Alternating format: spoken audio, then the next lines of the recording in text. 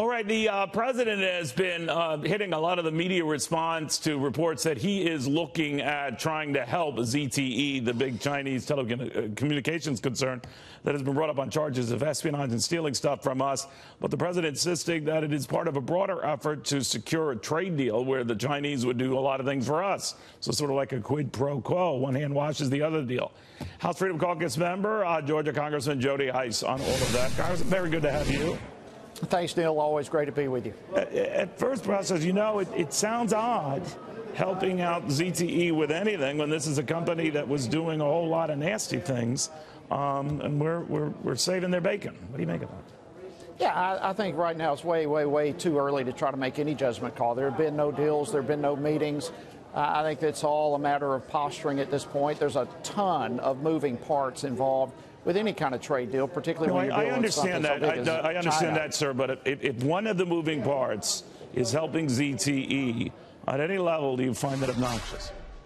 Yeah, oh, absolutely. Yeah, we all know ZTE has been involved in spying, espionage against the United States. And listen, as a member of the Armed Services Committee, we're very strong on that. In the NDAA, it's dealt with, I believe, Section 880. But we basically said no government agency shall have any contracts or participate at all with ZTE or any other company that works with ZTE. And so there's no question we can't turn a blind eye to this.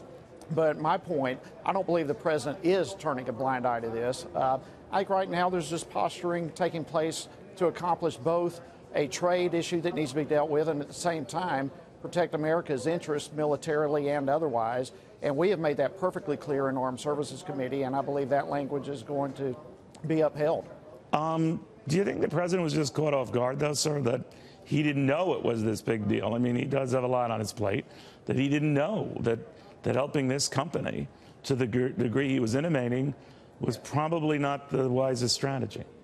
Well, you know, I can't speak to that. The president has a lot of people speaking into his life and trying to give him counsel and direction. So I'm not one of those people, so obviously I can't say what he knows. But what I know is that we're not turning a blind eye to ZTE, and we are not in any shape, form, or fashion going to help them out or continue. Listen, they violated the sanctions. They've provided equipment to Iran, North Korea.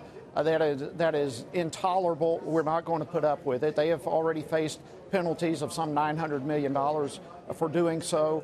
And I just totally agree with Chairman Mac Thornberry with Armed Services Committee and what the committee as a whole has done.